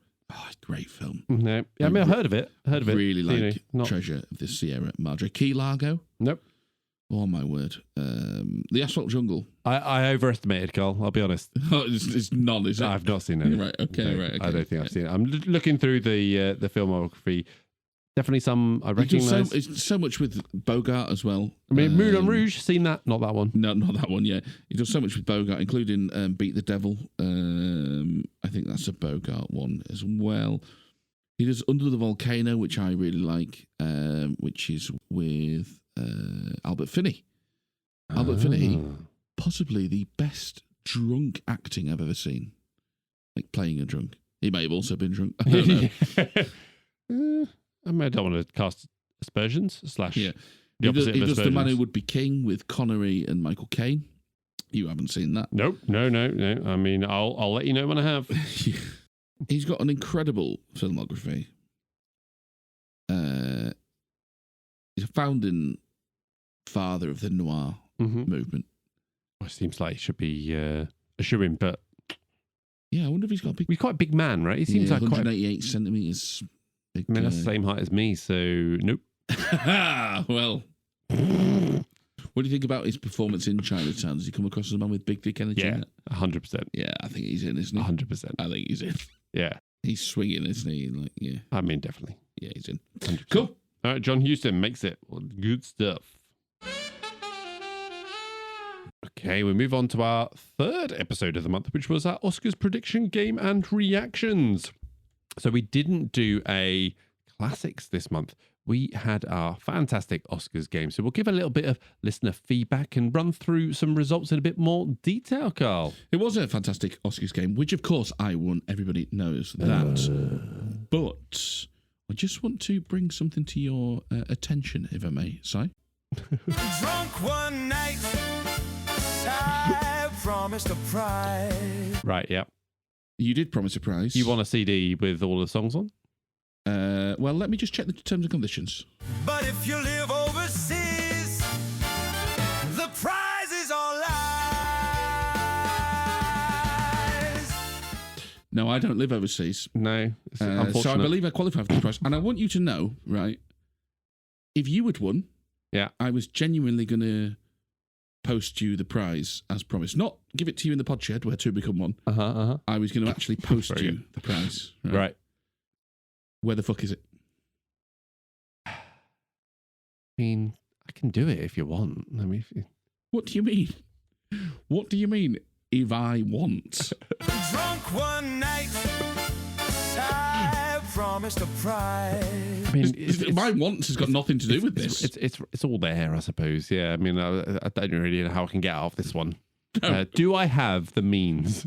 That's the real question. I mean, that sounds very much like a you problem. I mean, I think I do. I think my old laptop has a CD burner built within it, so I think I could do this. I think it's very important. Do you need artwork? I think it's very important for. It's up to you to determine the quality of this prize, mate. But for the there goes the film watching for mate. Yeah. I think it's very important for the future of this competition, which we will hold again, that you follow through on your drunken promises. I will follow through. You got a birthday coming up. It'll, maybe it'll. I don't think it's anything to do with my birthday. I think it's I earned this by winning the game. You earned it. All right, fine. But a bit of feedback, Carl. I want to start with a little bit from Will. So he messaged me as he was listening to the Oscars reaction, and he says, Carl says, I want to do the podcast with someone else, someone more successful. Yeah, Nick Green.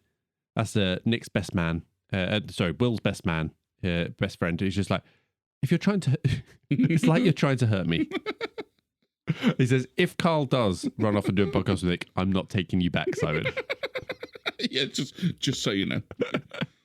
So that was very funny, unintentional, but still, the if it helps, tears are real. Quite happily do a podcast with Will over you as well.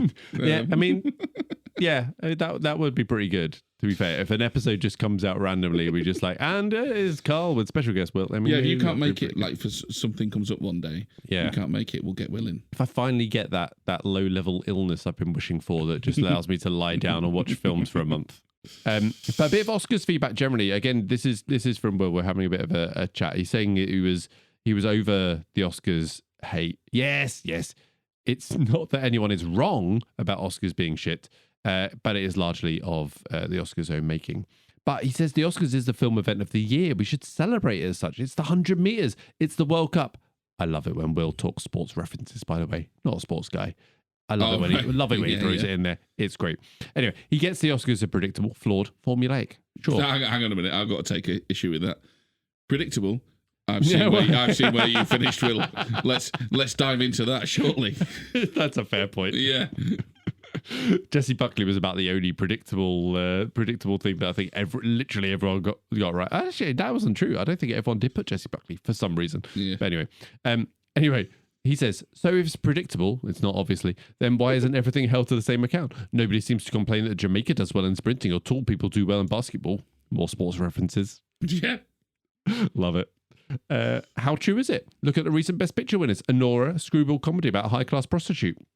Everything, Everywhere, All at Once features a butt plug heavily. Parasite is a masterpiece, except I'm not really sure what Parasite fits in there. I think a lot of the lingering hatred was in response to the 90s and early 2000s, where they didn't make great choices. I think that's fair. I think we should be trying to lift the Oscars, not drive it down. But where's the fun? We don't need to lift the Oscars. It's already full of wankers. We need to put it down. Yeah, That's no, the look, fun. I love the Oscars as an opportunity to celebrate the art, and it gets us all talking about it, which is the brilliant bit about it. Yeah. And I actually, although I would like to try revamp it a little bit and try, I know you always rib me about this because it's like the high school, like, participation medal. Yeah. Everyone's a winner. No, yeah, I don't want that. Like, I still want there to be some prestige awarded to the people who made it that far. It's just the idea of picking one is a bit reductive, right? But it's the impact that the winner has. That's what really bugs me about it. Yeah. And it does affect the film's fortunes. And I think that's just not right. I think that's... You know what I would actually quite like? You know, you've just said there about, you know, it's the taking part that counts, not what you said. But what I would quite like is if they did a 3-2-1. Yeah. It would be quite nice to know what came third, what came second, what came first. That'd be an immediate improvement. Yeah. I think that would genuinely be like, you get up, they get on a little podium, they look all disappointed. How close they were. Yeah. As well. Because then you will get some years... Yeah, I'm not sure that level of transparency they'd be happy with, but yeah.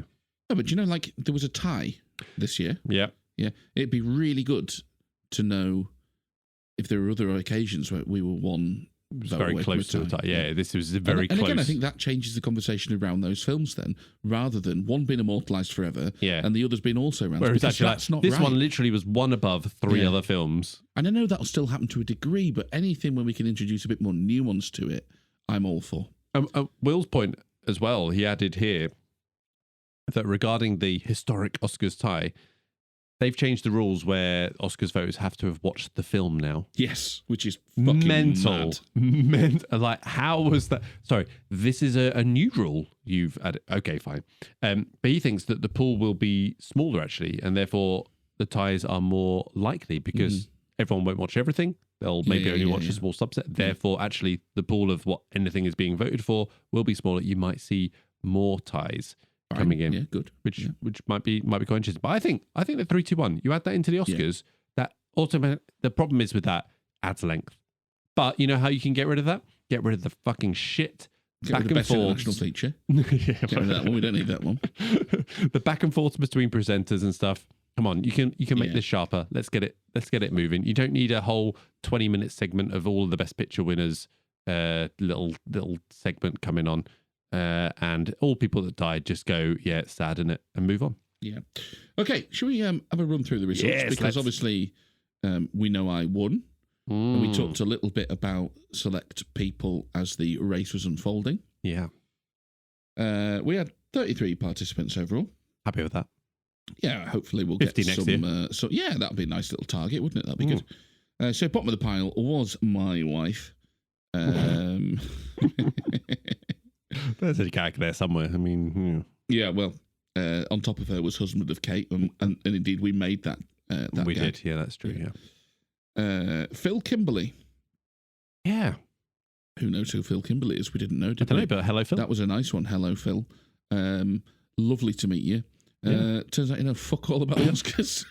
Well, all I can say is you found the right podcast. You have found it, exactly. Two idiots talking. Precisely. But the data is the data, and he was in 31st position. Now, someone I wanted to do a lot better in 30th was Simon Walker's illegitimate child. Please call me we Dad. Still don't know who that is. I'd never want to know. No. I love that they exist. I hope they enter again next year. Mm-hmm.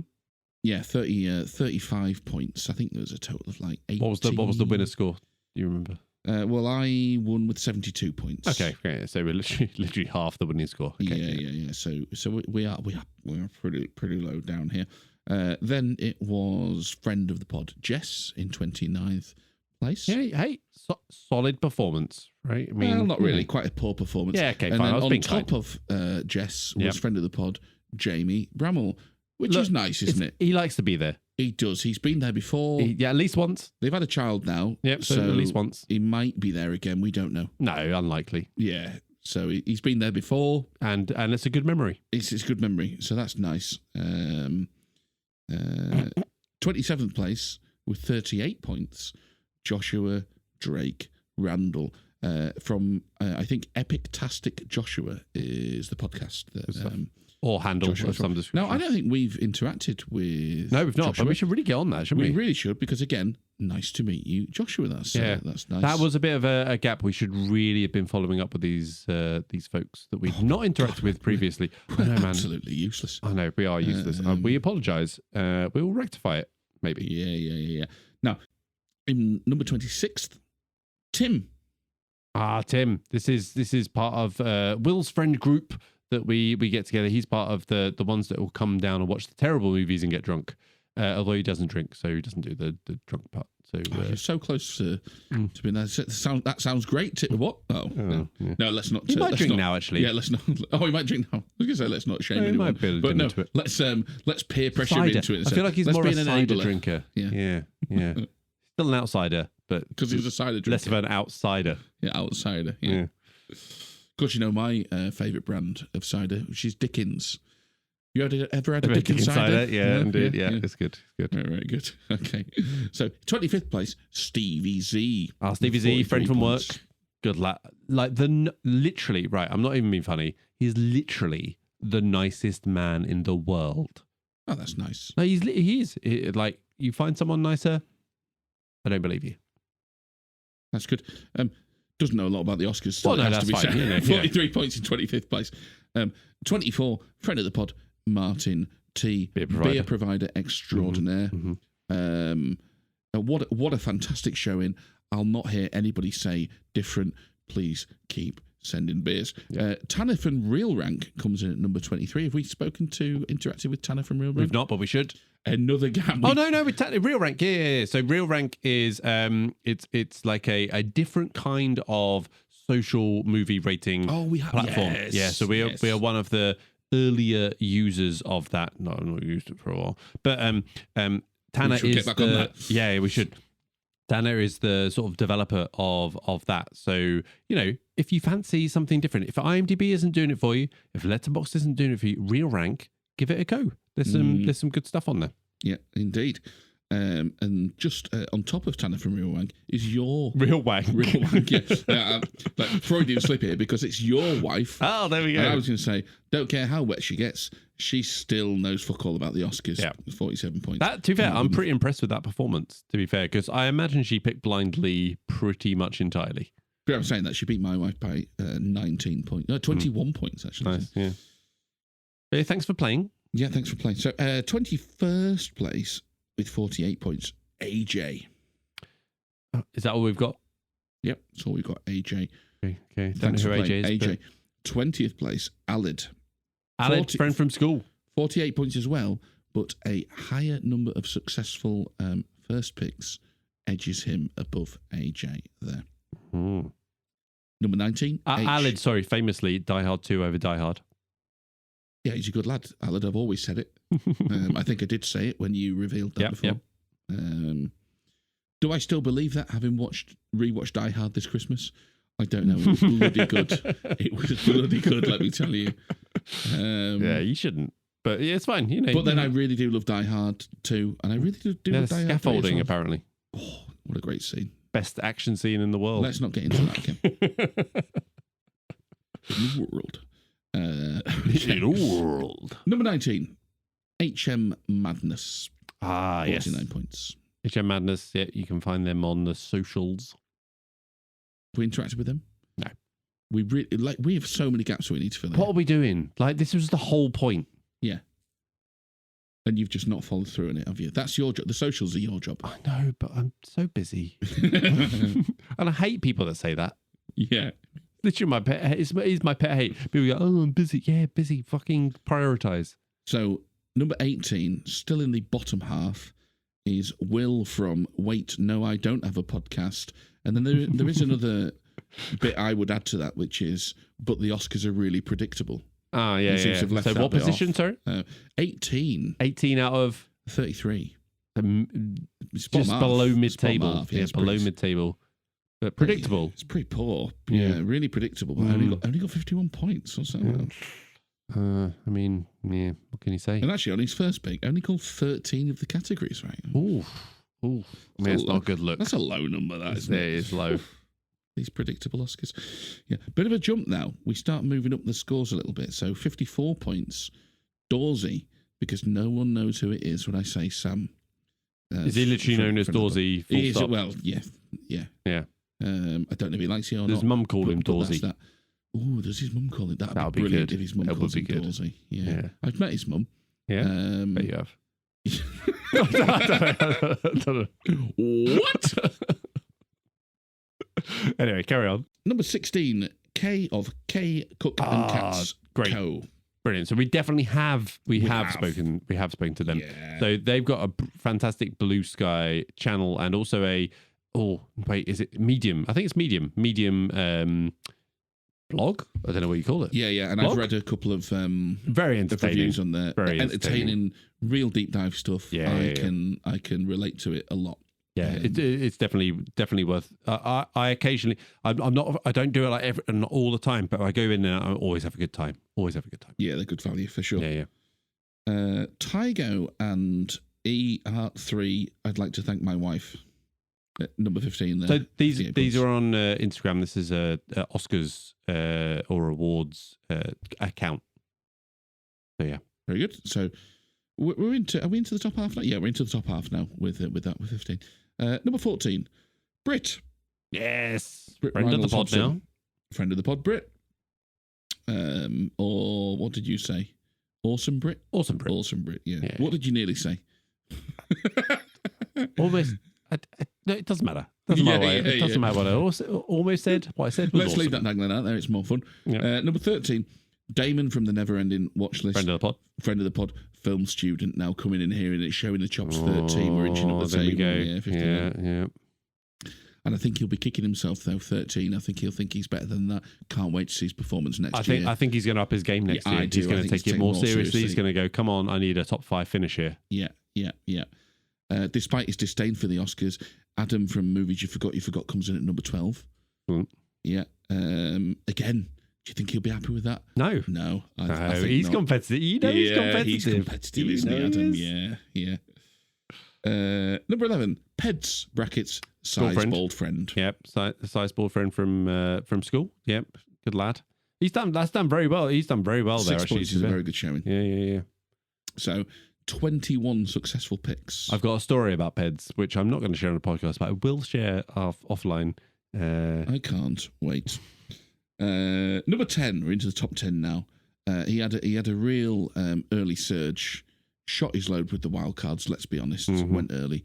Kieran B, best picture cast. Yeah. 60 points, a great score, only good enough for 10th. What a guy. What a guy. We've been on the receiving end in various ways of his film knowledge. Yeah.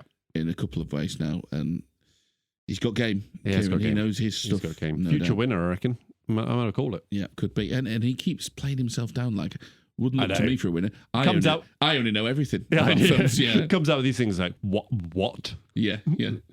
Yeah, wouldn't look to me for the winner. I just know everything about film. Number 9, Morgan from Hall of Film. Little dark horse there, isn't it? Future guest on the pod. Indeed. 65 points. Solid. Little jumper. That's a very good score. Very good score. 65 points. Number 8, Greg. 66 points. Film student. Shows. Girlfriend. Yeah. Knows what he's talking about. Yeah. He knows. He knows how to predict the predictable Oscars. Yeah. Number 7. Oh, this wanker. Si from MTN. I'm not happy. I'm outside the top 5, to be honest. I wanted to be at least in the top 5. I'm a bit disappointed. I was up there. I had my chance. Were up there right to the end. Yeah. Just fell away. If right to the end means 2 awards before the end. Yeah. Fair enough. Number 6. Andrew from the Revisionist Almanac. As you'd expect. 68 points. He's got to be disappointed with that outside the top 5. How embarrassing. You know what? He said predicted too early. He went too early. We sent him the link. He did it straight away. Yeah. It's the negative of going too soon. Seems weird, like he's making his decisions our problem. I don't know what's going on there. Nobody forced him. Moving on from Andrew Excuses Corns, to give him his full name. The top 5. And it's another one from the Revisionist Almanac stable. It's Heather Stewart, H-Bomb. So Andrew came 3rd. He came third in his own podcast In his own podcast. It's not a good look, that is it? No, Andrew. Based entirely around the Oscars as well. Oh, dearie me. Yeah, so beaten by Heather, 69 points, giggity. Number 4, Nicholas Green. There we go. Film student. Shows, doesn't it? That's it. Shows, yeah. Number 3, 71 points.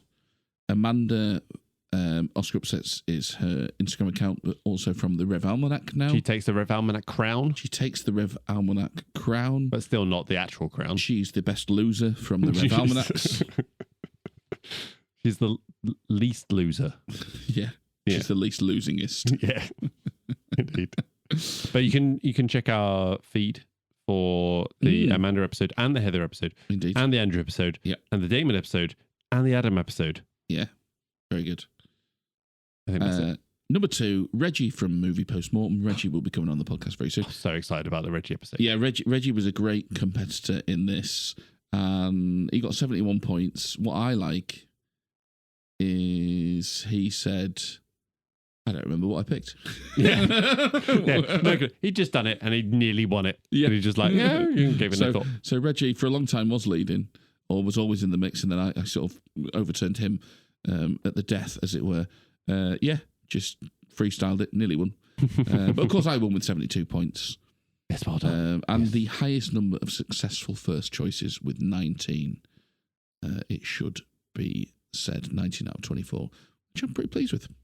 That is a pretty good success rate, to be fair. Yeah, well, the thing is, mate, the Oscars are pretty predictable. They're pretty predictable, really. Yeah. You know, if you give it some thought. Yeah.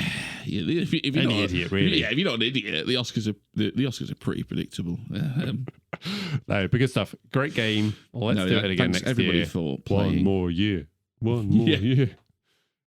Good. Okay, well, we are on to our top 3 then, and we are doing top 3 movie monsters. Specifically monsters, not monster films. These are the monsters. Now, Carl, I've not picked my top 3 because I need some clarification. Okay? The criteria for this. Are we talking aesthetics? Are we talking scariness? Are we talking coolness? I need more guidance. It's up to you, mate. What we talking? Are we doing best monster? It's up to you. Yeah, it's completely up to me. Yeah, it's up I to can you. go with okay, all right, okay. In which case, give me 1 second. All right. You start with your number 3, Carl? Seems like we could have done all of that off air, to be honest, and then just press record at this point instead. But I won't lie. That'll all probably make the edit. There's only so many WhatsApp messages I can send in a day. I've reached my limit. All right, okay. I've got some honourable mentions for my top 3 me too. on-screen monsters. Bruce. Jaws. Yeah. It's the sharp Jaws. Yeah, same. He on my honourable mentions. I mean, look, top class. Rubbery. We love him. But doesn't quite make the cut. No. Kong. Yep, same on there. Yep. Both versions. Yeah. Yeah. Both. But there's 2 versions of King Kong. Okay. Any of the versions, but 2 that I've actually seen.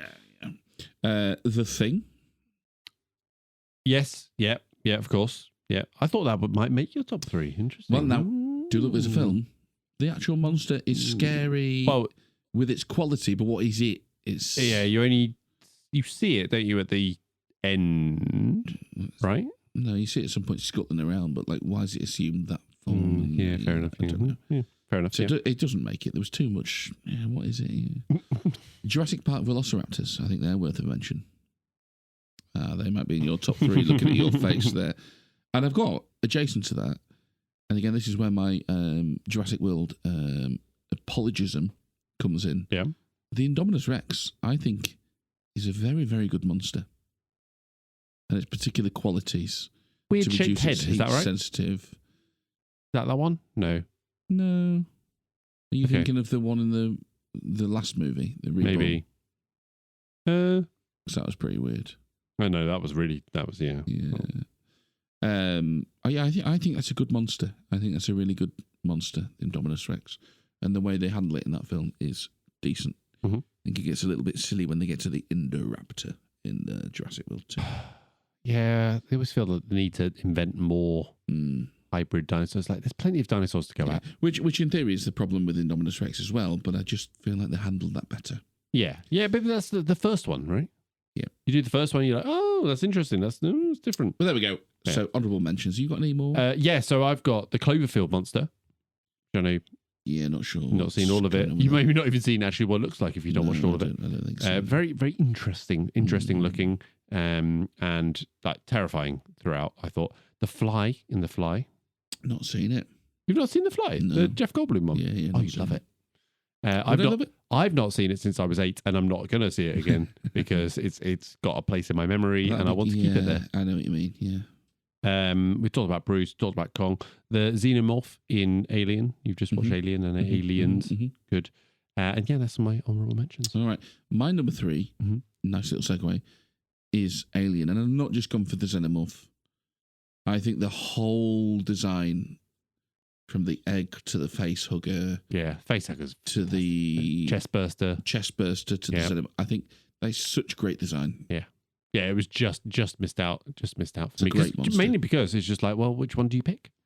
Yeah, I'm just going for the whole thing. The whole thing, which is maybe cheating a little bit. I think it's terrific design. Really good. So my number 3 is From the Quiet Place. I think they call it Death Angel. Is the name of it. Never mentioned in the film as that, but that's kind of what seems to be online. The design, the sort of inbuilt dread in their blindness but keen sense of hearing, and the weird like opening mouth thing with teeth and ears. I think not seen it. Have you not seen it? No. Genuinely good. And Emily Blunt. So do like Emily Blunt. John Krasinski directs. I bet he does. Yeah. Not Kaminsky or whatever. No, Krasinski. Not him or Kaminsky. Yeah. He's probably someone as well. Her husband. Krasinski is, yeah. Bastard. My number 2 is the Yautja. Predator. Wasn't that like a... I know it's Woucher. Woucher is different. Yeah, that's a different thing. Yeah. So again, a very UK-centric thing, I think. So the Predator. That is also my number 2. Yeah. As well. A fantastic design. It's not just scary, like with the sort of qualities that it's introduced. Yeah, like very, very cool as well. Yeah. Very, very ugly, very, very like, very distinctive. Oh, great. And although I've not seen it great yet, monster. the newest Predator Badlands. Yeah. From what I've seen, unveils even more and still looks cool as fuck. I liked it. I thought it was quite looking forward to watching that. We'll get that on the list. Okay, so that's our 2's number 1 then. So mine, I'm going to reveal mine because I already made a face. Is the Raptors from Jurassic Park? Cool. Yeah. In particular, because that I remember watching that for the first time, going, they are fucking terrifying. The Very intelligence, the ability to unlock doors, all of that. Clever girl, indeed. All of that. I think just fantastic. And you see a raptor, you're dead. You're dead, man. You're dead. Yep. So what's your number 1? My number 1, top on-screen monster. It's the Siamese cats from Lady and the Tramp. Yes, we're back here again. Scared the shit out of me. I hate them. You know, I could have gone for Tilda Swinton in a few things. She scares the shit out of me as well. But it's the Siamese cats. Very good. They make the hairs on the back of my neck stand up. I can't wait for them to be off screen. Oh no, get rid of them. They're a monster. Okay, we talk about now our Movie the Needle Classics collection. So this is our collection of movies that we feel are absolute classics, but they have to satisfy a few criteria, Carl. Now, there is the stamina. They have to stand the test of time. Need stamina. They do. They need the girth. They need that broad. I hear that's very important. Appeal. Yep. I've heard dissenting voices. And you're a very slim man, to be fair. I'm not small. It's just thin, and there's penetration. So memorable characters. You won't get anywhere without it. Lines, scenes, things that people remember. Yep. This is the main thing. Okay. So we each do at least one thing. So we've talked about a few films today. Hard Boiled. Yeah, I think it fails the broad appeal. I think it does. I think it fails the broad appeal. I think it does. Okay, I think we're agreed. King Kong. Not girthy enough. Now, King Kong is an interesting one, right? Because it did do well. I think it's not there yet, but I think time will be kind to King Kong, unless somebody comes along and makes it better. I think it's quite forgotten. It's weirdly forgotten. No, and I wouldn't necessarily disagree with that, but I think at some point it'll sort of get rediscovered and people look back on it and go, "Oh, that was actually quite good, wasn't it?" Yeah. Unless someone comes along and makes a better reimagining of Kong. Yeah. Which, let's face it, is probably about 5 years away. Yeah, but will it be better? That's the thing. Yeah. Well, yeah, will it be true. better? Yeah, maybe not. Yeah. I do think time will be kind to that. Is it there yet? No, it's not. No. One that we actually talked about on a recent guest spot that we did on Best Picture Cast came up in all that, and one that I had to scour our list to see whether it was already on there, because we were kind of universally going like, it's classic. One Flew Over the Cuckoo's Nest. Not on our list. Yeah. I mean, it feels like it belongs on our list, doesn't it? It's a great film. It's a great film. Now, let's assess it against the criteria, though, because we don't want to just jump straight in there. Standing the test of time, I think it's still recognised. It's still talked about. There's been a subsequent play about it. There's been subsequent play. There's probably a play before, to be fair. But it's still out there. Yeah. No, I haven't asked my mum about this, but it was a big box office success. Yeah. So I feel like it's ticking the girth. Nurse Ratched is. Yeah. Everybody hates her. Yeah, the big chief. Oh, I think she's a bit hard done by, to be honest. She's just doing her job, man. She is just doing her job. Yeah. She's got a hard gig. Yeah, she's got a tough gig. Yeah. But you got the whole, the electroshock therapy. Electroshock therapy. Yeah, it's kind of in there. Jack Nicholson, it's one of his main roles. You put Shining, you put that, you put Joker, Joker, in your Batman film. He's fantastic in it. Yeah. I'm pretty happy with it going in, to be honest. Yeah. It's in. One Flew Over the Cuckoo's Nest is in one of my favourite films. So my proposal for this month is. And we've remiss by not including some of these at this point, but I'm going to start at the beginning. Yep. It's Batman Begins. Yeah. So, right, if we, I love the Dark Knight trilogy, which is in the Dark, as it's famously called. known, the Dark Knight trilogy. Yeah. Starting even with though the Begins. first film is Batman Begins. Yeah, but it's actually Batman Begins is my favourite of the trilogy. I love an origin story.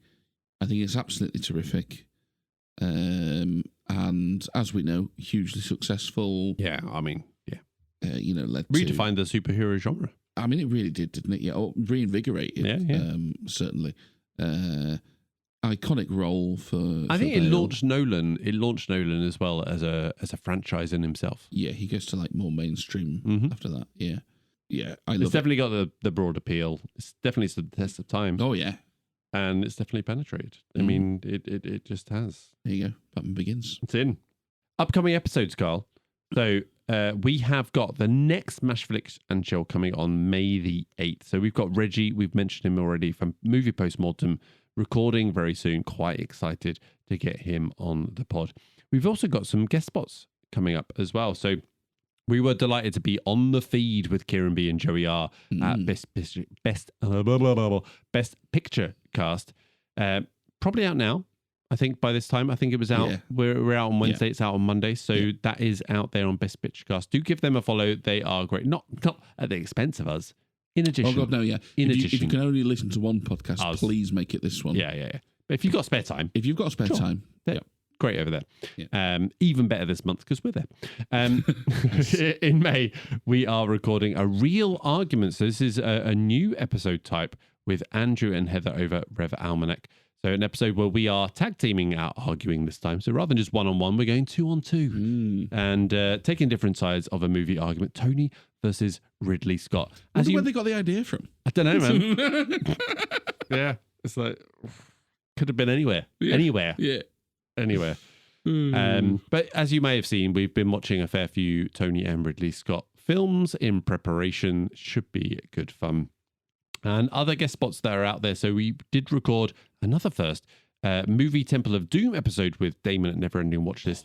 That is out there on their feed as well. It's a pretty tight hour and it was great fun. Damon is always great to chat to. Yeah. And a really good format. I'm looking forward to hearing some others on there. Soon, Damon will return as in true James Bond style. And there's still time to catch what I can say now is our April Fool's hot takes over on the Rev Almanac channel. Oh, Christ.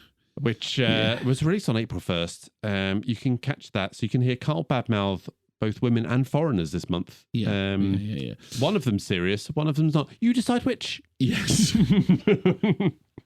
Yeah. I mean, I don't look at the socials. That's your domain, as we know. How have we spun that? Do people know that's an April Fool's? Did he confess? Did he come clean? No, honestly, I've not seen anything about it. So I think people have just gone like, our guys. Yeah, we found them. Some people are just nodding along sagely, and finally someone said it. Yeah. But there we go. We are everywhere. We are everywhere. You can't avoid us. Sorry. This month, just a running tally of the season 4 movie, The Needle Moves. So 5 wins now for Carl from the 10. 50% success record. That's pretty good. It's not bad, that, yeah. Pretty good. 2 for me, not great, and 3 stalemates. So we've still got 6 episodes left. We shall see how that progresses. I'm running out of space to make a comeback, though. I've got to get 50% myself in the last 6. True. All right, Carl, you got anything else? Nope. All right, so I just want to make a little confession. So I thought I was being really clever in the intro, right? And then if you remember, I said like Brit and Oscar reflections ensue. Yeah. I was thinking, Oscars, Brits. And I was like, oh no, they're called the BAFTAs, aren't they? Oh, the Brit, yes. Yeah, okay. Brits are the music thing. I mean, you could have said nothing. Nobody would have got that. Yeah, but I just had a realization while I was taking a piss. And I was just like, oh, idiot. Cool. That's the BAFTAs. We did reflect on the Brit episode. That's fine. Wasn't as clever as I thought it was. No. Was a bit upset you didn't mention it at the time. Now I know why you didn't mention it at the time. Didn't make any fucking sense. No. So there you go. Yeah. Anyway, that's all we've got. So if we moved the needle for you this week, or even if we didn't, please do rate us, follow, subscribe, give us a 5-star review wherever you are listening. It really does dominate the algorithm and get us out there to a larger, kinkier audience. It's not the King Kong thing again. Yes. So for me and Carl, it's goodbye. Goodbye. Join us next week as we kick off Spielberg month with a film that only one of us likes and the other is a complete monster. Goodbye. Then it's a simple 5-point scale. Only one of us likes it, the other not so. We bicker and joke, no gag too low. Discussion begins, Si tells Carl he's wrong. Carl plays a game and Si sings a song. We do a recasting, discuss who would work. Would he or she, we say with a smirk. In spite of it all, Carl still thinks he's right. The truth of the